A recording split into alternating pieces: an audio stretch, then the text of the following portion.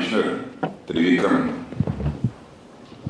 दोरास्वामी और हमारे doctor Sameer Kamat, chairman DRDO and vice admiral mister Dinesh Tripathi, lieutenant general JP Matthew, air marshal Ashutosh Dikshit, Shri Anurag Vajpayee additional secretary, Shri Vishesh Negi joint secretary, Shri Sujit Ghosh deputy high commissioner, commando Sameer Pote naval attaché, and Sri Deepak Chaudhary, Minister Coordination and High Commission, and my personal secretary, Mr. Alok Tiwari,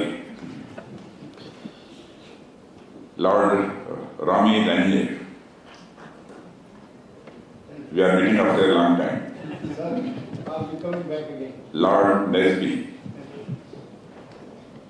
Lord Gatia, and Lord Ranger. Our Lord are here.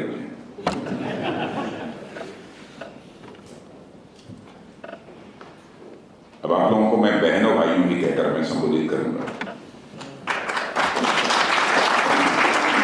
देवियों और सज्जनों ने, क्योंकि भारत तो ऐसा देश है जहां के रहने वाले ऋषियों और मनीषियों ने भारत को ही अपना परिवार नहीं माना है, बल्कि पूरे विश्व को ही अपना परिवार मानते हुए वसुधैव कुटुंबकम, यानी the whole world is a family, यह मैसेज दुनिया को किसी एक देश की धरती से गया है तो हमारे और आपके देश की धरती भारत से।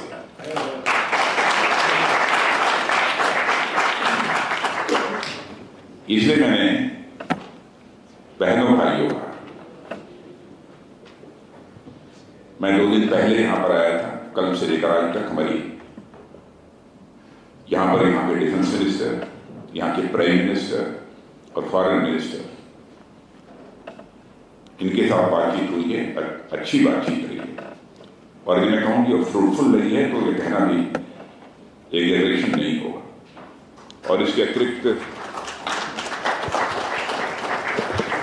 डिफरेंट इंडस्ट्री के जो CEOs थे, लगभग रहे होंगे 30-40 के आसपास, उनके साथ भी हमारी बातचीत हुई है, वो भी बातचीत काफी अच्छी रही, और आप लोगों के साथ यहाँ पर मिलना हो रहा है।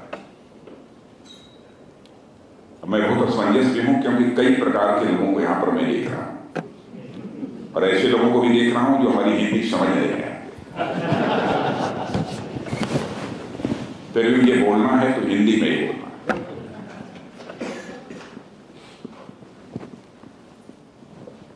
क्योंकि आप सब इंडियन सिटीजन्स हैं, और कुछ लोग ऐसे भी हैं यहाँ पर जो इंडियन हैं लेकिन सिटीजनशिप उन्होंने लंदन की ली है। जो इंडियन सिटीजन हैं अथवा इंडियन ओरिजिन के जो लोग यहाँ मौजूद हैं, मैं उनसे कहना चाहूंगा, भारत के बाहर रहकर बराबर इस बात का ध्यान रखिएगा कि आपकी क्रेडिबिलिटी, आपकी साख, आपकी विश्वसनीयता पर किसी भी सूरत में स्थायी इंटरोगेशन नहीं रहना चाहिए।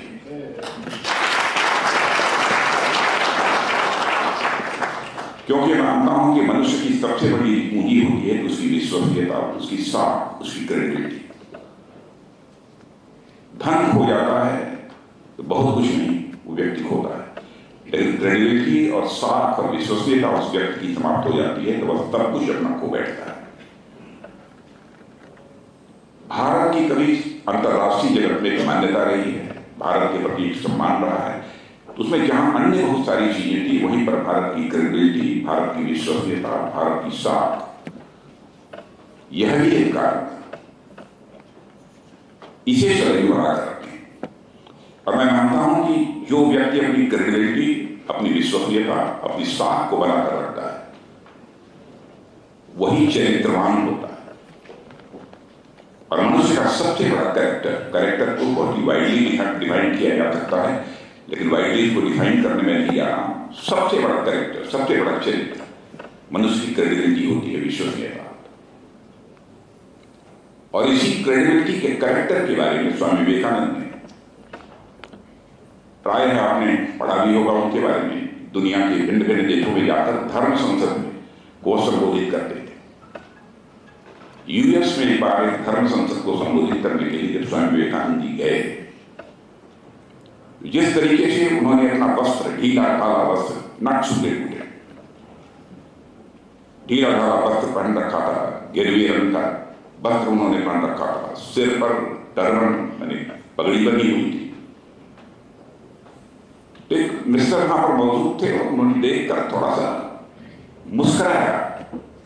स्वामी विवेकानंद समझ गए कि हमारे ये ड्रेस को देखकर ये मेरे ऊपर ये मुस्कुरा रहे हैं। कितना सारे लोग वेल ड्रेस्ड हैं और ढीला ढाला ये कपड़े पहनकर इतनी बड़ी धर्म संसद इसमें पार्टिसिपेट करने के लिए कौन सा व्यक्ति आ गया। स्वामी विवेकानंद को इतना लोग नहीं जानते नहीं, लेकिन स्वामी विवेकानंद ने समझ लिया कि हमारे बारे में क्या सोचे। तो धर्म संसद को संबोधित करने के लिए जब विवेकानंद खड़े हुए तो उन्होंने कहा कि in your country tailor makes the man, but in our country character makes the man.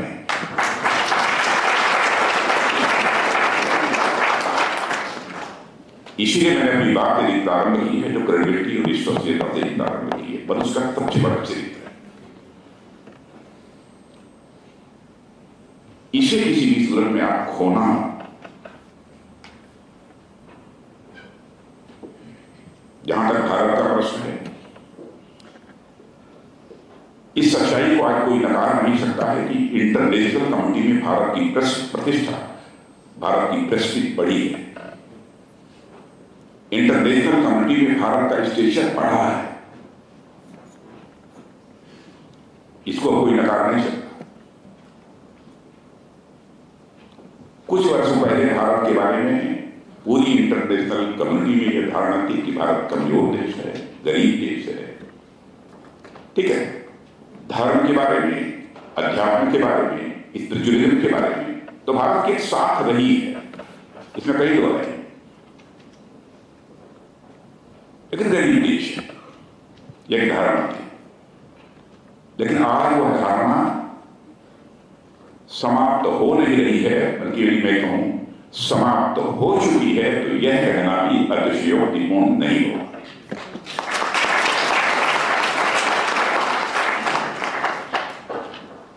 Economy की साइज के मामले में देखा जाए तो हमारा भारत आज दुनिया की टॉप 5 कंट्रीज में आकर खड़ा हो गया, जो कि 2014 में दुनिया की टॉप 10 कंट्रीज में था, यानी 10वें स्थान पर था। आज दुनिया के टॉप 5 कंट्रीज में आकर खड़ा हो गया। और मैं नहीं कह रहा हूं, बल्कि दुनिया की मानी जानी फाइनेंशियल फर्म्स उन्होंने कहा, मॉर्गन स्टैनले ने कहा कि फर्म ने कहा कि सच्चाई को कोई नकार नहीं सकता है कि 2027 आते आते, यानी आज के लगभग 3 साल के बाद यही भारत दुनिया की टॉप 3 इकोनॉमी में आकर खड़ा हो गया।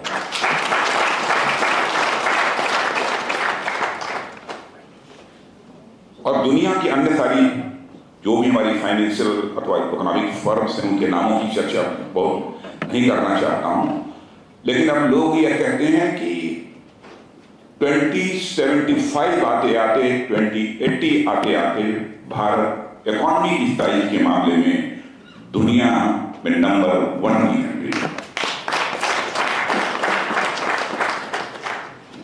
यह भारत के बारे में धारणा बनी है, और यह धारणा जो बनी है, धारणा बनाई नहीं गई है, जो हकीकत है, जो सच्चाई है,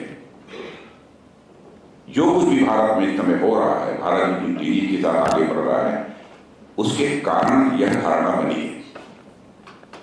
ग्लोबल टाइम्स, आप लोगों ने नाम सुना होगा, यह तो एक प्रकार से चाइना का माउथपीस है। सामान्यतः गवर्नमेंट जो सोचती है वही ग्लोबल टाइम्स में लिखा जाता है। एक वहां के माने जाने राइटर, शायद नाम गलती हो सकती है, मिस्टर ज़ैंग ज़ोडियान या कुछ ऐसा ही नाम है उनका, उन्होंने एक आर्टिकल लिखा है कि what I feel about Bharat narrative in India, यह आर्टिकल उन्होंने लिखा है। उस आर्टिकल में उन्होंने कहा है कि चाइना में भारत के बारे में जो परसेप्शन पहले था उसमें एक ड्रास्टिक चेंज आया है, बहुत बड़ा बदलाव है। चाइना गवर्नमेंट भी यह मानती है कि भारत में इकोनॉमिक और जो स्ट्रेटेजिक जो चेंजेस आए हैं उसके कारण भारत अब इकोनॉमिक और स्ट्रेटेजिक पावर बन गया है। यह चाइना भी स्वीकार करता है। यह चाइना के रहने वाले एक राइटर ने ग्लोबल टाइम्स में लिखा है, जो कि जो चाइनीज गवर्नमेंट का ये बहुत ही पेपर है।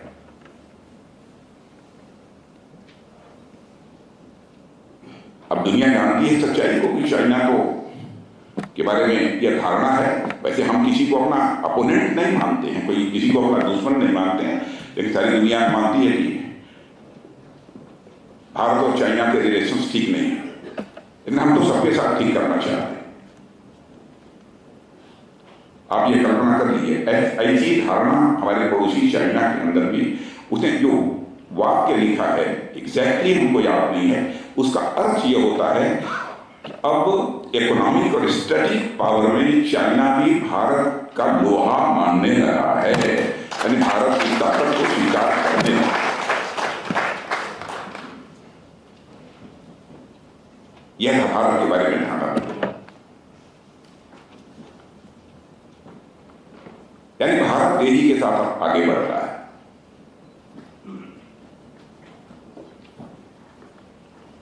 और उस आर्टिकल में अन्य भी बहुत सारी बातें लिखी हैं।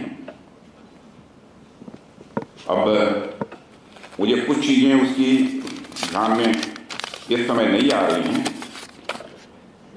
लेकिन उसने यह भी लिखा है, हाँ, उसने कहा कि चाइना गवर्नमेंट भी यह सोचती है कि भारत को आप पसंद करें अथवा न पसंद करें, लेकिन भारत की भी हैसियत अंतर्राष्ट्रीय जगत में बन चुकी है कि भारत को इग्नोर नहीं किया जा सकता। यह भी लिखा है। और यह भी लिखा है कि ट्रेड इम्बैलेंस के बारे में, यानी जो व्यापार संतुलन होता है, असंतुलन, ट्रेड इम्बैलेंस के बारे में पहले जब चर्चा होती थी तो ट्रेड इम्बैलेंस के बारे में चाइना से भारत ये एक्सपेक्ट करता था कि अपनी पॉलिसी में वह क्या चेंजेस कर रहा है ताकि भारत और चाइना के बीच जो ट्रेड इम्बैलेंस है वह मिनिमाइज हो सके, वह कम हो सके।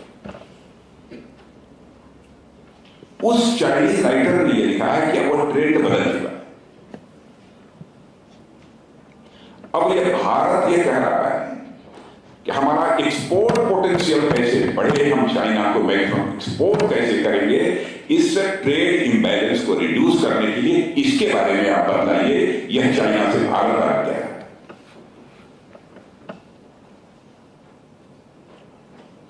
ये कुछ उदाहरण मैंने दिए कि चाइनीज राइटर के द्वारा दिए गए लेख में जो कुछ भी लिखा है। और फास्टेस्ट ग्रोइंग इकोनॉमी जो है इस समय भारत की है।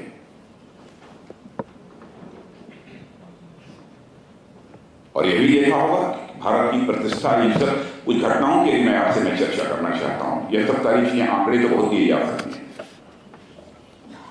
आपको मैं याद दिलाना चाहूंगा कि रशिया और यूक्रेन का युद्ध जब प्रारंभ हुआ था तो उसमें हमारे इंडिया के भी बहुत सारे बच्चे यूक्रेन में पढ़ते हैं और लगातार मिसाइल बॉम्ब्स रशिया की तरफ से यूक्रेन के ऊपर चल रहे थे। स्वाभाविक है कि जितने भी हमारे इंडियन स्टूडेंट्स वहां पर पढ़ रहे थे उनके गार्जियंस लोग परेशान थे और उन्होंने गवर्नमेंट से मांग की, हम लोग भी आते थे, हम लोगों से भी करते, सर चाहे जैसे भी हो हमारे बच्चे को यूक्रेन से बाहर निकालें। और मैं समझता हूं कि दुनिया के अन्य देशों में भी वहां के सिटीजन्स ने, जहां के सिटीजन्स रहे होंगे वहां उन लोगों ने भी अपने कंट्री की गवर्नमेंट से, प्राइम मिनिस्टर से पर ये डिमांड जरूर की होगी कि हमारे बच्चे को यूक्रेन से बाहर निकालिए। हमारे प्राइम मिनिस्टर की क्रेडिबिलिटी, हमारे प्राइम मिनिस्टर मोदी की साख अंतरराष्ट्रीय जगत में, इंटरनेशनल कम्युनिटी में कैसी बनी है कि उन्होंने फॉर्मली ये डिसाइड कर लिया कि नहीं, हम अपने बच्चों को यूक्रेन से बाहर निकालेंगे। उन्होंने टेलीफोन उठाया, रशिया के प्रेसिडेंट मिस्टर पुतिन से बात की, यूक्रेन के प्रेसिडेंट मिस्टर जेलेंस्की से बात की। कहीं अमेरिका के कारण कोई गड़बड़ न होने पाए इसलिए यूएस के प्रेसिडेंट मिस्टर बाइडेन से बात की। और आपको जानकर यह खुशी होगी कि भारत से यूक्रेन से मोर देन 22,000 स्टूडेंट्स यूक्रेन में 4.5 घंटे के लिए युद्ध रुक गया हमारे प्राइम मिनिस्टर की अपील पर, और हमारे 22-23 हजार बच्चे वहां से निकलकर भारत आ गए।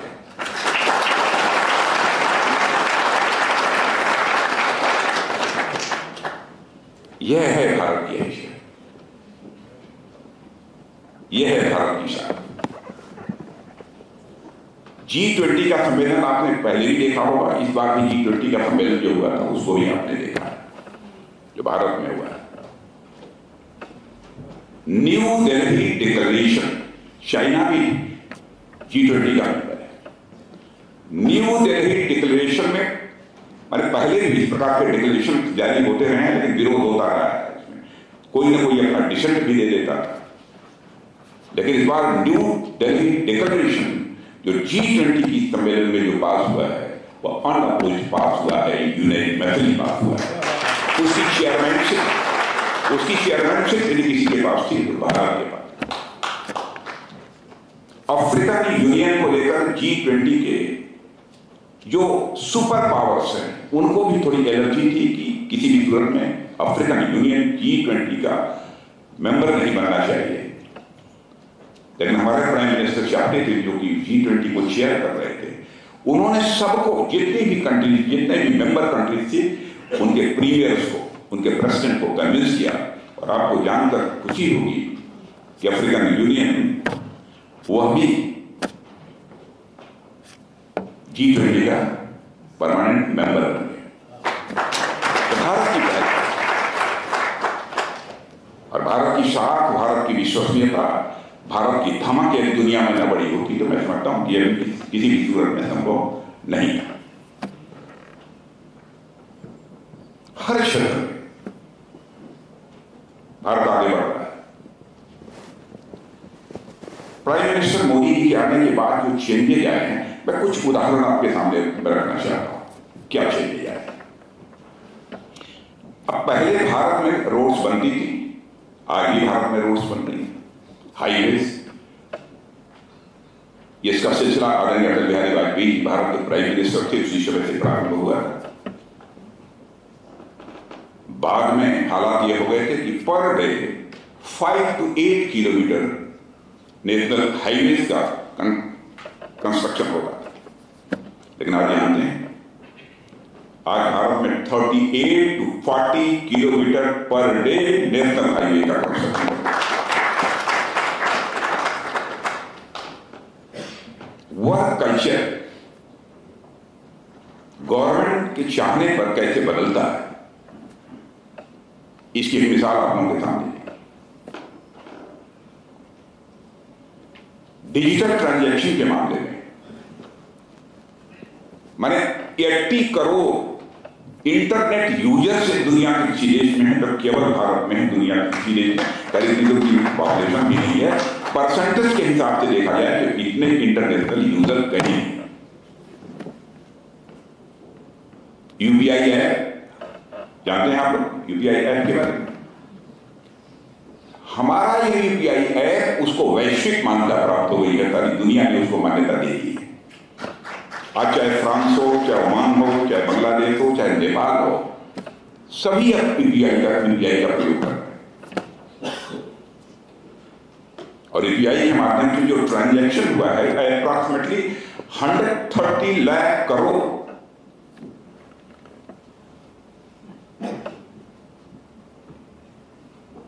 यह है बात, फिगर यही है ना मिस्टर विक्रम? यही है। फिगर गलत हो सकती है तो बता दीजिए। यह है बात।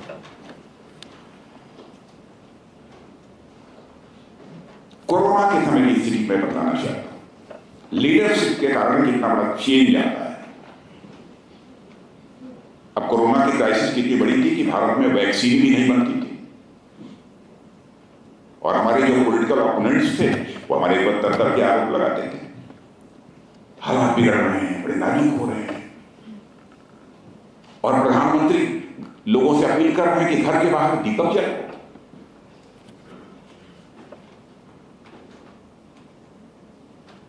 यह आरोप करते थे। प्रधानमंत्री कुछ कर नहीं रहे, वैक्सीन नहीं बनती थी, कैसे काम होगा? हमारे प्रधानमंत्री स्वयं बेंगलोर गए, हमारे वैज्ञानिकों की पीठ थपथपाई उन्होंने, उनका हौसला बढ़ाया। जिस भी प्रकार की असिस्टेंस प्रोवाइड की जा सकती है अपने हमारे साइंटिस्ट को उन्होंने असिस्टेंस प्रोवाइड की। डॉक्टर कामत यहाँ पर बैठे हैं, हमारे DRDO के चेयरमैन, वो इन सब सारी चीजों को अच्छी तरह जानते हैं, समझते भी हैं। मेरे बहनों भाइयों, आपको आश्चर्य होगा, हमारे वैज्ञानिकों ने करिश्मा किया है। उन्होंने वैक्सीन बनाई, और वैक्सीन बनाई तो डबल डोज दुनिया में किसी देश में कम से कम डबल डोज हर सिटीजन को लगी होगी तो केवल और केवल भारत है, दुनिया के किसी देश में सबको डबल डोज लगी होगी।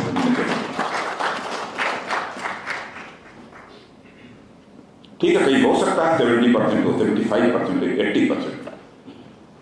हमारे यहाँ सैचुरेशन 100% का,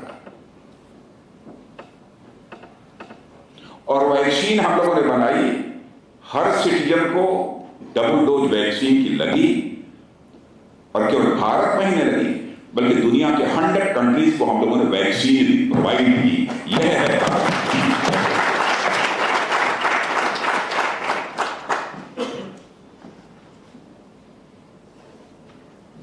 यह भारत है। भारत की तेजी के साथ अब आगे बढ़ रहा है, इसकी कल्पना कर सकते हैं। कुछ आपने मिसाल रखी, चीजें बहुत है। अब वाटर वेस्ट की बात मैं करूं, अब कल्पना करिए 60 करोड़ लोगों को हम लोग आयुष्मान भारत योजना के अंतर्गत उनको हेल्थ इंश्योरेंस प्रोवाइड कर रहे हैं। 60 करोड़ लोग, 80 करोड़ लोगों को मुफ्त में फूड ग्रेन प्रोवाइड कर रहे हैं। 80 करोड़, मोर देन 80% भारत में विलेजेस ओपन डेफिकेशन फ्री हो चुके। कहने को कहते हैं कि 100% हो गया है, लेकिन जो मेरी जानकारी है शायद 80% है। मानी यह सब सारा करिश्मा हमारे प्राइम मिनिस्टर ने, उनकी लीडरशिप में पिछले 7-8-9 वर्षों के अंदर ही हुआ है। भारत में टॉयलेट के लिए लोग बाहर जाते थे, जो गांव में रहने वाले लोग हैं अथवा जो टाउन्स में रहते होंगे उनको इस बात की जानकारी होगी। टाउन्स में, सिटीज में रहने वाले लोग जो उधर की वो कहते हैं आसपास जो लोग रहते थे, सबर्बन्स जिसे बोलते हैं, वहां के लोग रहने वाले घर में टॉयलेट नहीं था, बाहर जाते थे। लेकिन आज शायद ही कोई घर बचा हो जहां पर कि टॉयलेट न बना हो। टॉयलेट तक की चिंता हमारे प्राइम मिनिस्टर ने की।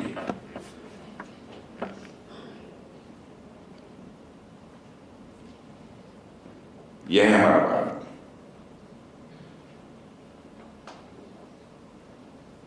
बहुत सारी चीजें हैं।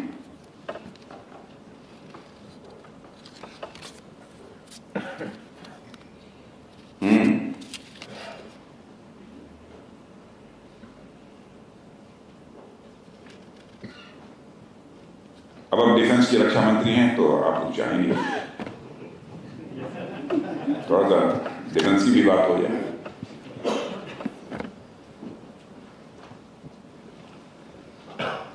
लेकिन एक चीज मैं बताना चाहता हूं, जिसे मैंने कहा ना कि चाइना में क्या परसेप्शन बना है भारत के बारे में।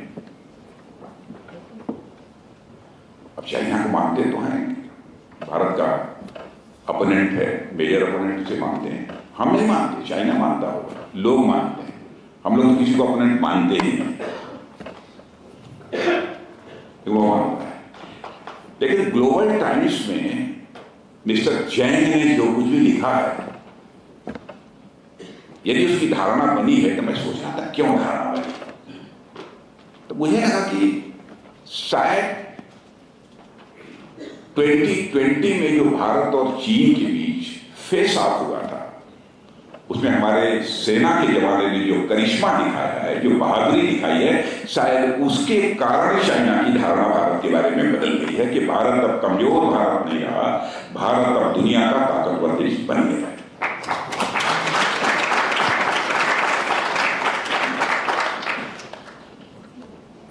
अब ऐसा नहीं है कि भारत को आंख दिखाकर जो शायद वो निकल।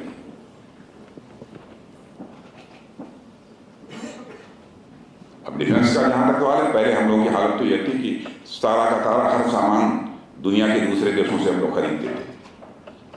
सबसे बड़े इंपोर्टर डिफेंस इक्विपमेंट्स के, डिफेंस आइटम्स के हम थे। आज हम दुनिया के टॉप 25 कंट्रीज में हम आकर खड़े हो गए डिफेंस आइटम्स एक्सपोर्ट करने के मामले में। और हमारा डिफेंस प्रोडक्शन पहले बहुत ही कम हुआ करता था, लेस देन 40,000 या कितना था, करोड़ कुछ ऐसे ही था। उसके पहले तो और भी कम था। अब 1,08,000 करोड़ से अधिक हो गया हमारा डिफेंस प्रोडक्शन।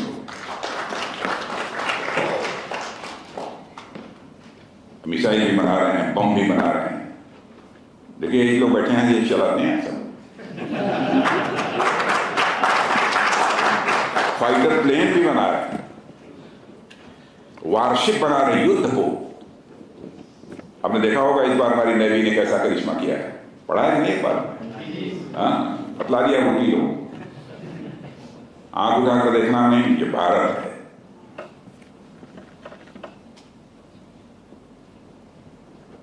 ऐसी स्थिति नहीं पैदा हुई है तो आप सबकी शुभकामनाओं के कारण। और हमारे नौजवानों का करिश्मा देखिए IIT बहुत खुले हैं, हॉस्पिटल बहुत खुले हैं। हमारे प्राइम मिनिस्टर का संकल्प है कि देश के जितने कम से कम बड़े डिस्ट्रिक्ट, हर डिस्ट्रिक्ट में एक मेडिकल कॉलेज होना चाहिए, और बड़ी तेजी से मेडिकल कॉलेज खुल रहे हैं।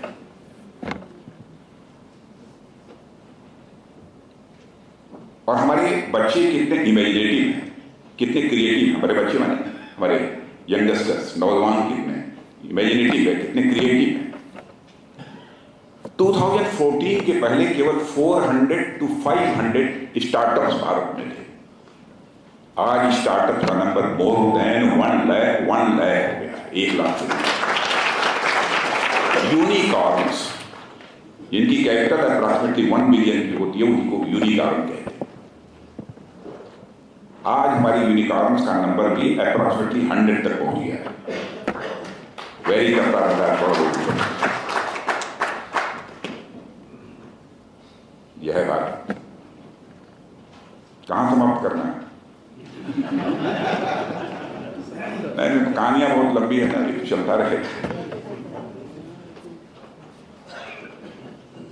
तो मैं समझता हूं आधे घंटे हो गए, बहुत हो गए। आप लोग कहेंगे कि आकर जो है भारत से हमको भाषण दिला रहे हैं। मैं बहुत अच्छा लगा भारत को लेकर आश्वस्त रहिए। और जो मैंने सबसे पहली बात कही है कि अपनी क्रेडिबिलिटी, अपनी साख मत होना। राजनीति में काम करते हुए भी हम लोग इस बात का ध्यान रखते हैं, हो सकता है कि हमसे भी, मैं भी इंसान हूं, कहीं चूक हो जाए। ऐसी कोई बात न बोले जिससे हमारी साख, हमारी क्रेडिबिलिटी पर क्वेश्चन मार्क लगे। अब आप कहेंगे तो पॉलिटिक्स में आप लोग तो आश्वासन बहुत देते हैं, एश्योरेंसेस पब्लिक को बहुत देते हैं। यकीन रखना, लखनऊ मेरी पार्लियामेंट्री कॉन्स्टिट्यूंसी है। मैं 26 ईयर में MLA बना हूं, मेंबर ऑफ लेजिस्लेटिव असेंबली। तब से लेकर आज तक अपनी जनता को कभी भी आश्वासन नहीं दिया है, एश्योरेंस नहीं दिया है। और यदि कुछ कहा होगा तो यही मैं कहता हूं कि आप सबका आशीर्वाद प्राप्त होना चाहिए, ताकि आपकी अपेक्षाओं की कसौटी पर मैं खरा उतर सकूं, यानी जो आप चाहते हैं उसको हम पूरा कर सकें। इसके लिए आपका आशीर्वाद चाहिए, इतना ही कहा। लेकिन मैं बार बार ये मैं कहता हूँ, हमारे साथ पर्सनल सेक्रेटरी आलोक तिवारी हैं, संदीप हैं, ये लोग भी हमारे साथ काम कर रहे हैं। ये जानते होंगे कि मैं इन सब चीजों पर बहुत ही कासत रखा। यह केवल भाषण देने के लिए आप लोगों के सामने कह रहा हूं, ऐसा नहीं। जो कहो वो करो।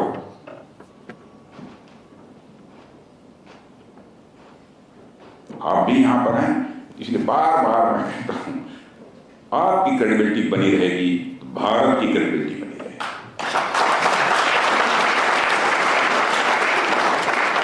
आपका मस्तक ऊंचा रहेगा तो भारत का मस्तक ऊंचा होगा। इसलिए बार बार मैं इस पर बल दे रहा हूं। और तो बातें बहुत सारी हैं, चलिए सारा अगर खड़ी हो गई। मैं आप लोगों से मिलकर मुझे बेहद खुशी हुई। और मैं सामान्यतः मैं बोलता नहीं हूं, लेकिन आपके इंडियन हाई कमिश्नर के बारे में कहना चाहूंगा। यदि मुझे कहना हो तो मैं अपने Indian high commissioner mister Vikram Doraiswamy के बारे में एक ही वर्ड में कहना चाहूंगा, एक्सेलेंट।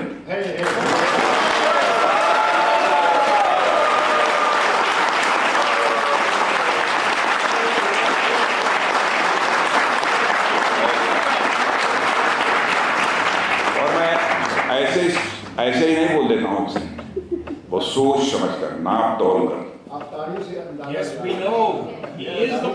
दुनिया के कई देशों में भी जाने का मुझे अवसर मिला है, उनसे मिलता हूं। और मैं समझता हूं एक्सेलेंट न रहे होते तो इतने इंतजाम के साथ क्लैपिंग न हो।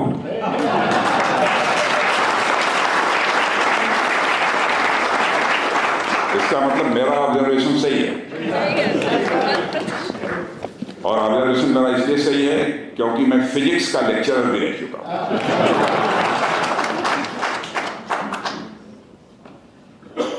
और मैं बराबर जो है एसेस करता हूं।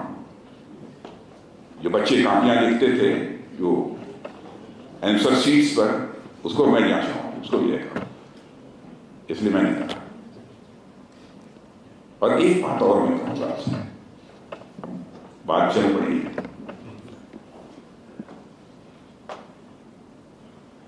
छोटे मन से कभी आप लोग काम मत करना।